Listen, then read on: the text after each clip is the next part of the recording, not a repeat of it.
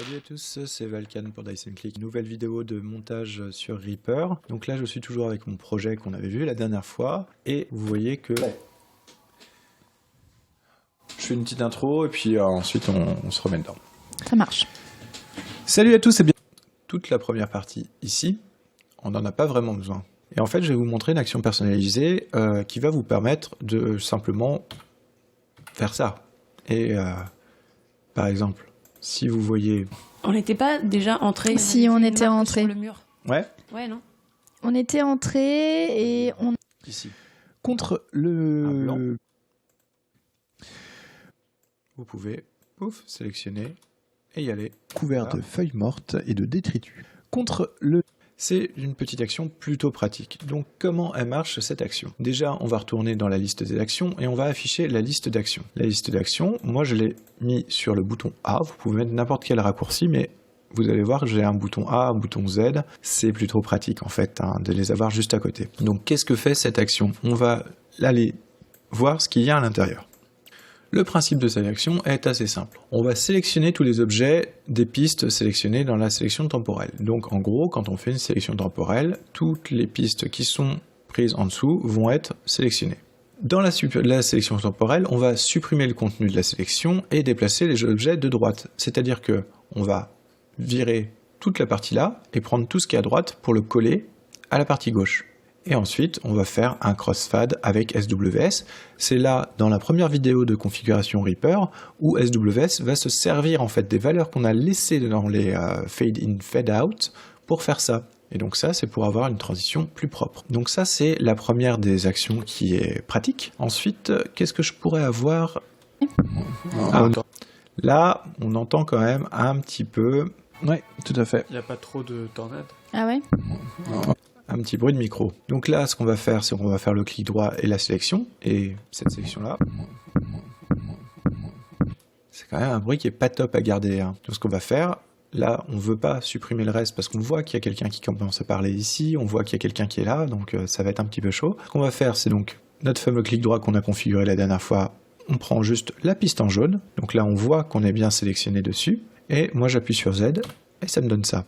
Et en gros, cette macro permet de supprimer uniquement ce que j'ai sélectionné sur la piste sélectionnée, sans bouger les autres pistes. Alors comment elle marche celle-là? C'est assez simple aussi.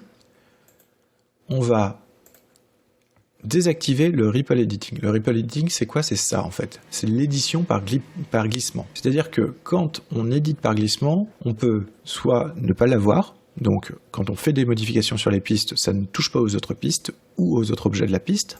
Soit on est par piste, c'est-à-dire que quand on fait une édition sur une piste, le reste des objets de la piste, lui, va être recollé au bout de ce qu'on a enlevé, soit pour toutes les pistes, et donc là, c'est ce qu'on fait dans la première macro. On a un Ripple Editing qui va marcher pour toutes les pistes, c'est-à-dire un Ripple Editing qui va nous permettre, quand on supprime une grosse partie, de tout coller de la droite vers la gauche. Donc l'idée, c'est de forcer le Ripple Editing à off, pour être sûr qu'on est bien dans un contexte où quand on va supprimer, et on ne supprimera que ce qu'on veut sélectionner. Et ensuite, on va couper, voilà, édition, couper les objets de la piste, etc. Toutes ces actions, vous les avez ici. Vous avez un filtre, heureusement. Donc si ça commence par édition, vous pouvez faire édition. Ensuite, 2 points espace et couper.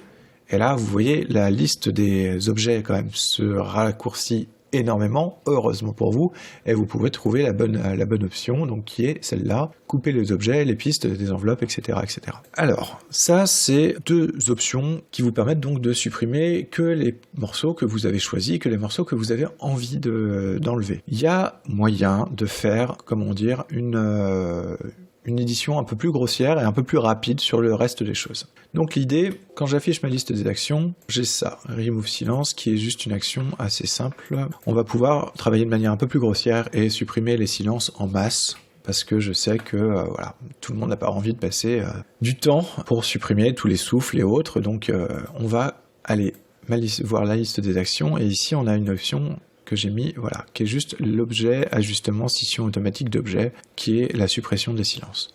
Comment ça marche?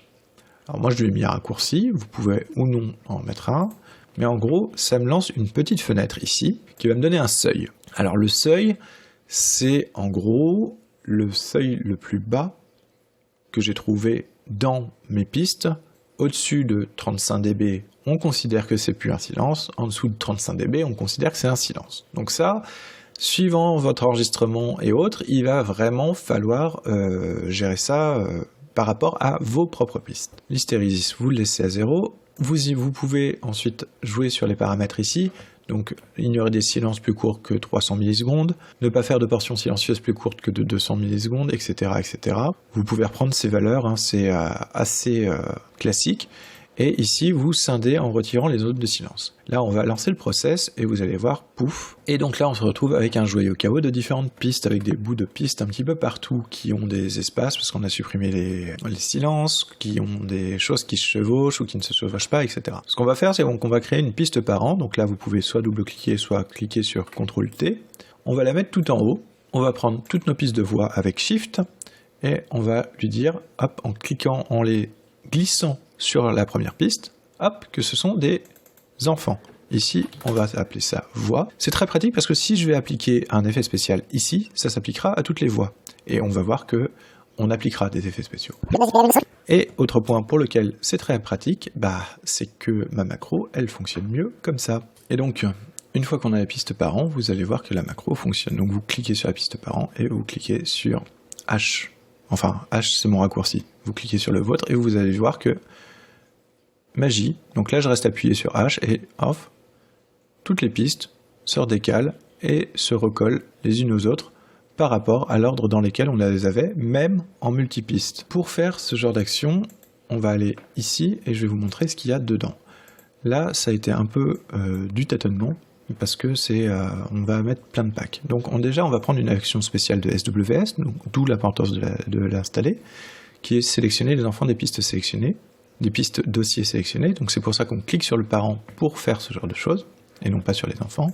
Ensuite on fait une navigation d'objets, donc on sélectionne et on déplace au prochain objet, quelle que soit la piste de l'objet, et ensuite on va utiliser une des actions du reapack, donc le reapack qu'on a installé dans la première vidéo de configuration Reaper. Celui-là, il est c'est X-Ray Move Selected Item to End of the Previous Item on All Visible Track. C'est ça qui va nous permettre justement de bouger les items sur la fin de l'item, quelle que soit la piste. Normalement, on ne le fait qu'une fois et ça va vous permettre de coller tous les morceaux. Donc ça permet d'automatiquement supprimer les silences, recoller les morceaux des différentes pistes côte à côte et de vous simplifier quand même pas mal la vie une fois que c'est fait. J'espère que ça vous aura aidé et puis on se retrouve bientôt pour une prochaine vidéo tuto. Allez, salut!